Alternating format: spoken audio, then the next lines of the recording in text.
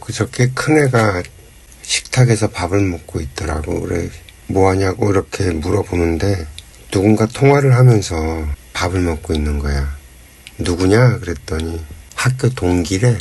그 스피커폰을 켜놓고 통화를 하고 있으니까 누군지 인사 안 하냐? 그랬더니 인사를 하더라고. 근데 애가 되게 나이스한 거야, 성격이. 추석 명절 잘 보내셨냐고 나한테 물어보더라고. 그래, 잘 보냈다 그러면서 얘기를 하는데 자기는 지금 군대 생활을 하는데 상근인가? 뭐 옛날에 그 방위를 갖다 요즘엔 이름을 바꿔서 상근인가 뭐 이렇게 하고, 그러니까 현역이 있고 공익 근로가 있고 그리고 상근인가, 그래서 이제 방위병들의 이름이 그 상근이라고 해갖고 출퇴근하면서 이렇게 보내는 군 생활이 있나 본데, 어쨌든 그래서 자기는 이제 추석을 외롭지 않게 잘 보냈다고 그렇게 얘기를 하더라고. 그 녀석 때문에 이제 요즘 군대가 어떤지 얘기를 들었는데, 이 녀석 얘기하는 게 되게 재밌어. 요즘 군대가 너무 나이스하다는 거야. 그러니까 복지도 잘 돼 있고 또 군사 훈련도 그렇게 빡세지 않고 또 폭력, 구타 이런 건 아예 없고 되게 잘해준다고 말하면서 이게 군대 같지가 않다고, 소위 이제 우리 시대 표현으로 하자면 당나라 군대라 그러지? 그런가 봐 요즘 군대가. 내가 우스갯소리처럼 그랬지. 야, 너희들 요즘에 그 부모님도 너희들한테 뭐라 그러면 삐져갖고서 바락바락 대드는데, 야, 다른 사람들이 너희들한테 뭐라고 갈구면 너희들이 참겠냐? 너희들 못 참는 세대 아니야? 그렇게 얘기를 했더니 막 웃으면서, 물론 그런 면도 있는데 그래도 군대잖아요 그러면서, 근데 군대가 너무 군대 같지 않다고, 너무 날라리로 이렇게 퍼졌다고 막 이런 얘기를 하더라고. 그래서 그 녀석 참 재미있네 속으로 그런 생각을 하면서 그렇게 얘기를 했지. 원래 그 군대라는 게 우리가 일상을 살아가는 거는 정상적인 상태를 전제 조건으로 만들어 놓은 게 아니거든. 특히 우리나라 같은 경우에는 6.25 전쟁, 한국 전쟁을 치렀기 때문에 그 군대가 이 전쟁 상태를 유지하기 위해서 운영을 하는 곳이란 말이지. 더군다나 지금 우리나라는 전쟁이 끝난 게 아니라 휴전 중이란 말이야. 그래서 이 전쟁 상황에서 군대를 운영하고 유지를 하고 있기 때문에 군대란 곳은 사람을 죽이는 걸 가르치는 곳이란 말이지. 이게 어떻게 정상적인 우리의 삶, 우리가 일상적인 생활을 하는 그것을 전제 조건으로 얘기할 수 있냐고. 사람 죽이는 기술을 가르치는 곳인데, 이 폭력 중에서도 가장 강력한 폭력이란 말이지. 전쟁은 사람을 죽이지 못하면 내가 죽어야 되는 그런 상황에 놓이게 되기 때문에 군대를 운영할 때는 분명히 폭력이 일상화되어 있어야 되고 언제든 폭력을 휘두를 수 있어야 된단 말이야. 우리가 사회에서 이 폭력이 난무한다고 아무리 그래도 기껏해야 깡패들 아니야. 깡패들이 집단 패싸움하고, 물론 옛날에 80년대 70년대 이 깡패들은 뭐 사시미 들고 칼부림하고 사람을 죽이는 그런 일들도 벌이고 뭐 그러긴 했지만, 그 시절의 군대는 정말 무식했거든. 그러니까 그 군인들이 그 전두환 정권 초기에 삼천교육대라고 해갖고 전국에 있는 그 껄렁껄렁한 놈들은 싸그리 다 잡아갖고서는 군대에서 그냥 완전히 굴려버렸잖아요. 정신교육 시킨다 그러면서. 그러니까 폭력에 있어서는 최고봉이 군대란 말이지. 이게 자꾸 요즘에 그 90년대부터인가 계속 그런 논쟁들이 있는 걸로 아는데, 뭐 군 가산점을 줘야 되니 말아야 되니, 군대를 뭐 남녀 평등의 세상에서 이게 어떻게 운영을 해야 되니, 군대의 폭력이 뭐 어쩌고 저쩌고 얘기를 하는 것 자체가 사실은 굉장히 넌센스인 거야. 물론 내 자식들이 군대에 들어가서 군대 폭력에 의해서 죽기도 하고 그 정신적인 문제가 생겨서 피해자가 돼갖고 남은 인생 자체가 불행해지기도 하고 뭐 이런 그 수없이 많은 문제점들을 안고 있지. 뭐 그걸 갖다 내가 아니라고 얘기하는 거 아니고 그게 뭐 옳다라고 얘기하는 것도 아닌데, 군대라는 곳 자체가 비정상적인 것을 상정해서 운영을 하는 곳이라는 거야. 그 자꾸 비정상적인 것을 갖고 비정상적인 것을 전제로 해서 운영을 하는 곳을 자꾸 우리 일반적인 사람들, 더군다나 우리들의 삶이 얼마나 지금 발전을 했냐고요. 1950년대 전쟁이 끝나고 60년대, 70년대, 80년대 이렇게 세월이 흐르면서 우리나라는 기하급수적으로 발전을 했단 말이에요. 그래서 1990년대가 되면서부터는 뭐 완전히 그 풍요의 시대가 열려서 그잖아. 아이들이 자라면서 뭐 정말 내 새끼 위주로 이렇게 기르던 그 시대가 펼쳐져 버렸거든. 당연히 뭐 군대랑은 전혀 다른 세상이 펼쳐져 버렸으니 군대와 이 대한민국의 일반적인 삶과는 괴리감이 있을 수밖에 없잖아. 그런 상태 내에서 자꾸 군대를 갖다 변화시킨다고 하면 우리 일반적인 세상과 같이 변화시키려고 하면 그 군대가 과연 군대로서의 역할을 할 수 있을까? 나는 사실 지금 전쟁이 일어나면 군부대에서 군인들이 전쟁을 수행할 수 없을 거라고 봐. 아무리 뭐 훈련을 해서 총을 쏘는 훈련을 하고 뭐 어쩌고저쩌고 한다고 해도 이 보병들이 치르는 전쟁이 벌어지게 되면 아무것도 할 수 없을 거라고 본다고. 그만한 담력, 그런 깡 이런 것들을 군대에서 길러주지도 못하고. 왜냐하면 지금은 군대에서 폭력이 이루어지게 되면 뭐 문제가 되니까 옷 벗어야 되고. 한번 상상을 해보자고. 미국에서도 군대를 운영을 하면서 이제 미군들이 파병이 돼갖고 전쟁 수행을 하는 일들이 있는데 그렇게 특수하게 훈련된 애들이 이라크에 투입이 돼갖고 외상 스트레스 증후군을 겪잖아, 결국엔. 그러니까 안일한 세상에서 살던 애들이 전쟁에 투입이 되게 되면 아무리 강도 높은 훈련을 하고 뭐 어쩌고저쩌고 해도 사람이 사람을 죽이는 일을 경험할 수밖에 없는 그 상황이 벌어지게 되는데 일상생활로 돌아올 수 있냐면 일상생활로 돌아올 수가 없죠. 그러니까 이런 거는 그 자꾸 우리가 정상적인 우리의 삶을 정상적인 것으로 놓고 기준으로 얘기하다면 전쟁은 정상적인 게 아니기 때문에 이 비정상적인 특수 상황에 맞게 훈련을 한다라는 것 자체도 어렵고 괴리감은 계속 존재할 수밖에 없는 거라고 나는 생각을 하지. 그런데 이제 그 아이한테 내가 그런 얘기를 해줬어요. 전쟁이 벌어지지 않는 세상이 올 거다. 전쟁이 벌어지지 않아야 되고 그래서 군대는 분명히 지금과 같이 전쟁을 수행하는, 그래서 전쟁을 준비하는 이런 곳이 아닌 새로운 형태로 변형이 되는 세상이 반드시 올 거다. 지금은 과도기에 있기 때문에 어쩔 수 없이 이런 괴리감을 겪으면서 지나갈 수밖에 없을 거다. 뭐 이런 얘기를 해줬지. 이제 내가 그런 얘기를 해주게 된 가장 결정적인 이유는 내가 어렸을 때부터 이렇게 접촉하고 그리고 알게 된 정보들이 우리나라 이 도판에서 도인들께서 이렇게 예언을 한 것들이 있단 말이지. 내가 이제 구인사를 다니니까 구인사에서 이제 이대근 스님 살아계실 때 이대근 스님께서 이렇게 해주신 얘기들이 있는데 대한민국에서 전쟁은 다시 일어나지 않는다. 뭐 이런 얘기를 해주신 것도 있고 뭐 이 얘기는 뭐 이대근 스님만 그 얘기를 하신 게 아니고 우리나라 도판에서 정말 쟁쟁하고 유명했던 도인들께서 다 그렇게 말씀을 하셨고 증명을 하셨던 거기 때문에 대한민국에서 다시 전쟁이 벌어지진 않을 거다라고 나는 생각을 해요. 그리고 두 번째로는 그 이대근 스님께서 1990년대지 초반이지 그때 3군 사령부가 그러니까 공군, 육군, 해군이 그 3군 사령부가 전부 다 그 계룡산에 있는 신도 안에 다 들어갔어요.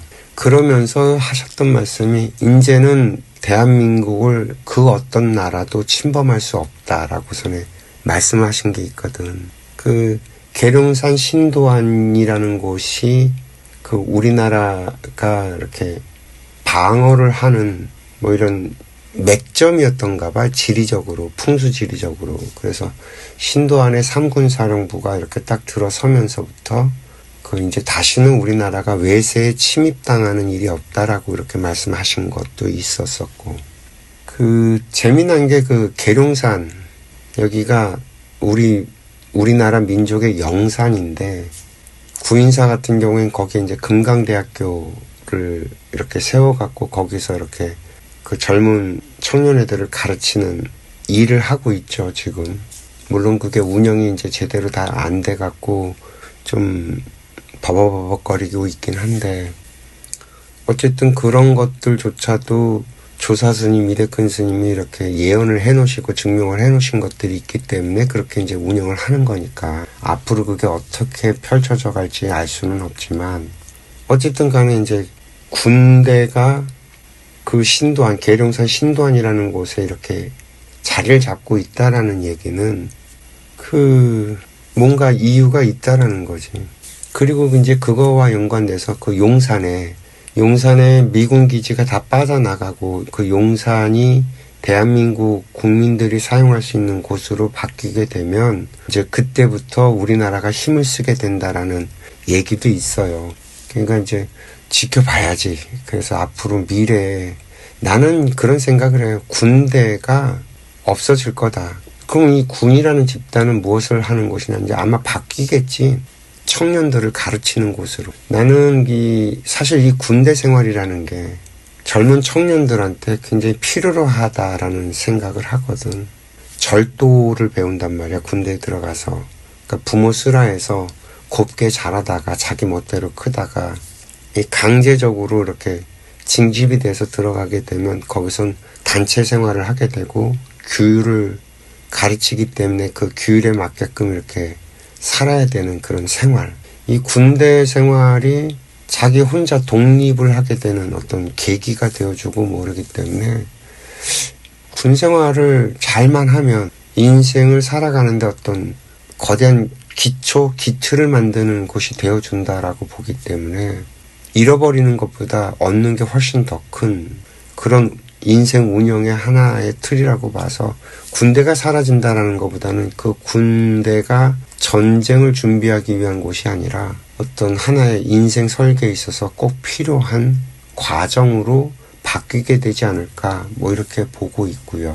계룡산 얘기가 나와서 그러는데, 계룡산에 얽힌 뭐 여러 가지 전설 같은 얘기들이 많은데, 계룡산에 지금 현재 있는 종교시설은 이제 절로 치자면 동쪽에 동학사가 있잖아요. 그리고 서쪽으로 갑사가 있고 신원사가 있는데, 신원사 같은 경우에는 조선 말에 민비가 그쪽에다가 이렇게 하늘의 제를 지내기 위해서 뭐 이렇게 무슨 중앙단인가? 천재를 지내는 그런 중앙단인가를 설립했다라는 얘기도 있고, 이 근대로 넘어오면서 그 계룡산에 얽혀 있는 뭐 얘기들이 여러 개가 있는데, 사실 나는 김일부 선생, 정역이라는 것을 쓰신 김일부 선생이 계룡산의 어떤 근간이 되지 않나. 이제 김일부 선생이 정역을 저술하시고 국사봉 있는 그 근처에서 계셨다라는 얘기를 들었었고, 그 정역에 대해서, 그러니까 주역이 있는데, 주역은 대부분 이제 중국의 공자가 뭐 주역에 대해서 연구를 해서 주역 10익이라는 것을 쓰면서 주역 공부가 이제 중국 쪽에서 이렇게 쭉 내려오던 게 이제 우리나라도 이렇게 들어와 갖고 주역을 공부하고 하긴 했는데, 이 주역 체계를 갖다가 다르게 완전히 변화시키는 어떤 이론은 없었단 말이에요, 3000년 동안에. 근데 우리나라에 와서 김일부 선생이 정역이라고 해서 후천시대가 되면 이 정역의 세상이 온다라고 얘기를 하면서 이제 만드는 거기 때문에 이게 완전히 새로운 사상? 뭐 이런 건데, 김일부 선생의 정역을 갖다가 계승한 양반이 이산 선생이라고 해갖고, 학산 이정호라는 양반이 이제 조선 말, 그리고 이제 후대 대한민국이 만들어지고 나서까지 이렇게 활동을 하셨던 거로 알고 있고, 그래서 대산주역인가를 쓰신 분이라고 하면 좀 알래나? 그러니까 주역 강의에 대해서 지금 현재 가장 권위 있는 양반이 김석진 선생인데, 이 양반이 9순이 넘었나 근데 얼마 전에 돌아가셨나? 아직도 살아계시나? 그 김석진 선생의 스승이셨던 분이 이정호 선생이라 그러고, 그러니까 김일부 선생, 이정호 선생, 김석진 선생 이런 식으로 계보가 내려오는 그 주역파들이 있고, 그리고 그 선도 수련을 하는 그 호흡 수련하는, 단전 호흡 수련하는 거니 봉우 권태웅 선생께서 그 계룡산에서 연정원이라는 걸 만들어 갖고, 아마 권태웅 선생 그 묘소도 그 계룡산에 있는 걸로 내가 알고 있는데, 그 계룡산 그 동쪽일 거예요. 그게 아마 아직까지 그 계룡산 관련돼 갖고는 그 연정원이 현재까지는 이렇게 좀 남아 있고, 그 연정원에서 파생되어 갖고 나온 그 단학선원 일지 이승원 씨는 계룡산 쪽에는 못 들어오고, 그 양반은 그 저기 전주 모악산 쪽에서 수행을 하고 수련을 하고, 그리고 천안에다가 그 국학원이라는 것을 만들어 갖고, 그 태조산 밑에 그 흑성산이라는 곳이 있는데, 그 흑성산 자락에다가 국학원이라는 것을 세워서 그쪽에 자리를 잡았죠. 그리고 또 뭐가 있나, 계룡산 쪽에 마음수련단체도 지금 계룡산 자락에다가 이렇게 시설을 만들어 놓고 있는데, 이 마음수련이라는 것도 아마 내가 알고 있기로는 일지 이승원 씨가 운영했던 그 단학선원 쪽에서 갈라져 나온 걸로 내가 알고 있는데, 뭐 하여튼 그래요. 그래 이제 우리나라의 민족 영산이라는 곳이 몇 군데 이렇게 있는데, 지리산도 민족 영산에 들어가는데, 지리산 자락에는 악양들의 이렇게 아이들 공부하는 터전을 만들면 되게 좋을 거고, 그래서 아이들 교육 시스템 같은 게 악양들에 들어가면 굉장히 발복을 하고 그게 굉장히 커질 거라는 얘기를 들은 적이 있고, 그리고 이 계룡산은 지금 구인사에 그 금강대학교가 있는데, 거기 앞에 펼쳐진 그 넓은 뜰이 있는데, 거기에서 이렇게 이 나라의 국사가 되는 양반이 나와서 그 젊은 청년들을 공부시키는 그런 일이 벌어질 거라는 예언이 있고, 그래서 그 삼군사령부가 만약에 이제 우리나라가 그 전쟁이 없고, 그래서 이제 전쟁을 준비하는 그런 군대가 운영되는 게 아니라, 그 미래 세상에 그 젊은 청년들이 인생을 설계해 나가고 뭐 이런 과정 중에서 이 군대라는 곳이 운영이 된다고 하면, 삼군사령부에서 그 교육이 이뤄지는, 젊은 청년들에 대한 교육이 이뤄지는 그런 일이 벌어질 수도 있다라는 상상을 해보기도 하고, 그게 아니라면 이제 금강대학교 앞쪽으로 해갖고 거기 일대가 인산인해를 이루면서 젊은 청년들이 공부하는 그런 일이 벌어질 거라는 예측을 좀 해보죠. 어쨌든 간에 계룡산에 가면 계룡산과 관련돼 갖고는 그런 상상을 해보게 돼요. 그쪽 일대에 신도안하고 그 금강대 일대를 어떻게 좀 잘 활용을 해서, 왜냐면 계룡산에 그 국사봉이라는 게 있는데, 계룡산 맨 끝자락이지. 이대큰 스님 살아계실 당시에 들었던 얘기로는 그 자리 하나를 만들기 위해서 계룡산이 일어났다는 얘기를 들었었던 적이 있거든요. 그만큼 이제 그쪽 일대의 맥점이라는 게, 계룡산의 맥점이 바로 그 자리다라는 뭐 그런 얘기도 있고, 하여튼 그래요. 얘기 재밌었나 모르겠네.